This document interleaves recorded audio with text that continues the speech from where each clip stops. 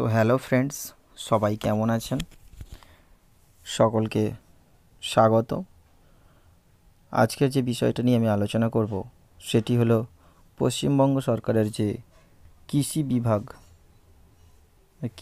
কৃষকদের নিয়ে যে ব্যাপারটা আছে, তো সেইটা নিয়ে আমি আজকে বলবো।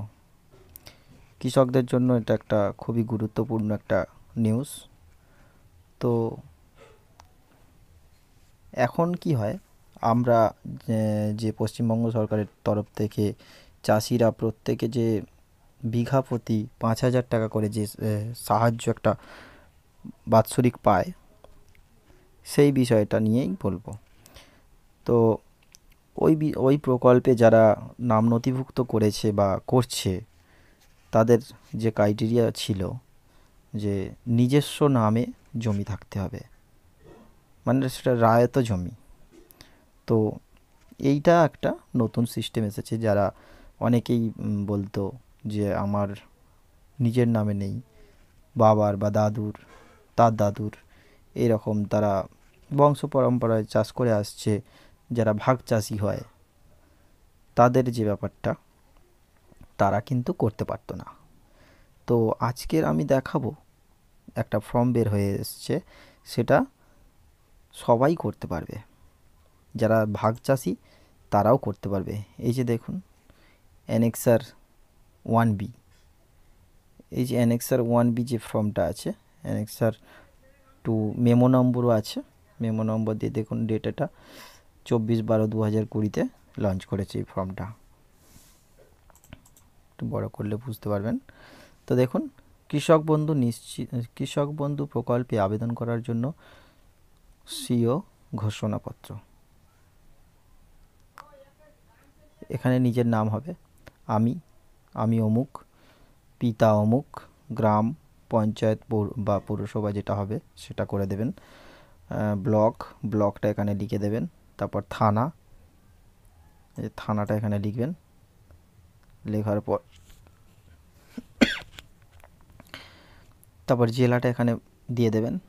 তারপর দেখুন, এত দ্বারা ঘোষণা করছি যে আমি মালিকানা বা নথিভুক্ত রায়ত উত্তরাধিকারী, নথিভুক্ত বর্গাদার, মানে ভাগ চাষি, ওই যে বলছিলাম যে যারা ভাগ চাষি তারাই এই ফর্মটা ফিল আপ করতে পারবে।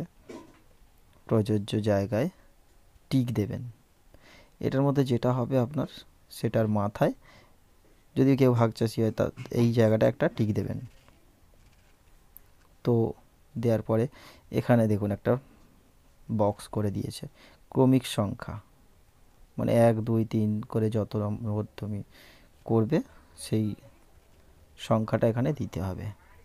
এবারে ব্লকটা দেবেন, দিয়ে মৌজা, কোন মৌজায় জমিটা আছে সেই মৌজার নাম দেবেন, জেল নম্বরটা দেবেন ওই মৌজার, খতিয়ান নম্বরটা দেবেন, দাগ নম্বরটা দেবেন, এবং চাষযোগ্য জমির পরিমাণ সেটাকে একরে দিতে হবে।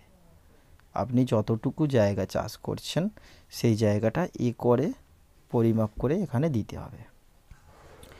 তো দিয়ে এখানে দেখুন, এবার একটা আমি 2020 খারিফ মরশুমে বাংলা শস্য বীমা প্রকল্পে নিবন্ধীকৃত হয়েছি বা হয়নি, সঠিক স্থানে টিক দিন।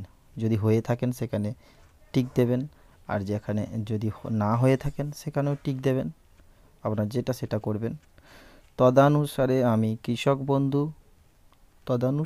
কৃষক বন্ধু প্রকল্পে আর্থিক সহায়তা পাওয়ার জন্য আবেদন করছি। আমার আবেদনের সাপেক্ষে নিম্নলিখিত নথিগুলি জমা দিলাম। এবার দেখুন, এই যে বক্স করা আছে এখানে দেখুন, এর নামে রোর বা রায়তর নামে সম্পর্কিত লিখুন। যে ডকুমেন্টসটা দিচ্ছেন তার নামের এই সম্পর্কটা লিখতে হবে। এখানে দেখুন খতিয়ান, কত বর্গা নথিভুক্ত, এইগুলো এখানে ড্যাশে বসাতে হবে। আপনার যেটা থাকবে সেটা করতে হবে। এবার এখানে আছে নিবন্ধীকৃত দলিল নম্বর, এখানে দিয়ে দেবেন। মিউটেশন সার্টিফিকেট, আপনি যেটা দেবেন এর মধ্যে যে ডকুমেন্টসটা দেবেন সেই ডকুমেন্টস অনুযায়ী এই ঘরগুলোতে টিক মারবেন।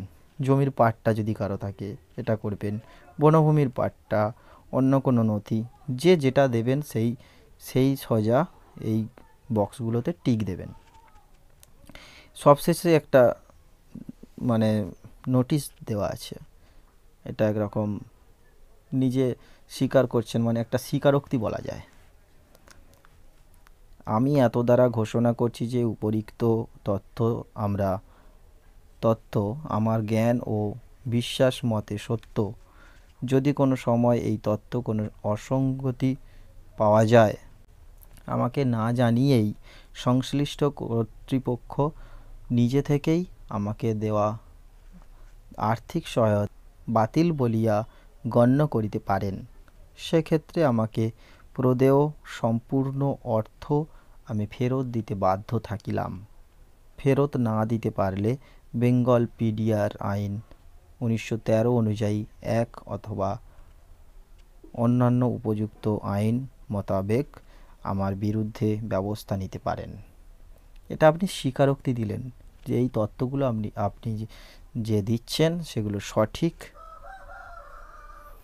সেই অনুযায়ী আপনার ফর্মটা ফিল আপ হয়েছে। তো তারপর সবশেষে দিয়ে দেবেন, এখানে স্থান দিয়ে দেবেন, স্থান দেওয়ার পর তারিখ দিয়ে আবেদনকারীর স্বাক্ষর, আবেদনকারীর মোবাইল নাম্বার, এখানে মোবাইল নাম্বারটা অবশ্যই দেবেন, দিয়ে আপনি জমা করতে পারেন। এখন যে দুয়ারে সরকার যে ক্যাম্প হচ্ছে, সেই ক্যাম্পেও আপনারা ডাইরেক্ট জমা করতে পারেন, কোনো অসুবিধা নেই। তারপরে তো আপনার কৃষি বিভাগে, মানে কৃষি বিভাগের যে অফিসগুলো আছে সেখানে গিয়ে আপনি জমা করতে পারেন। তো ধন্যবাদ সকলকে ভিডিওটা পুরো দেখার জন্য। নমস্কার।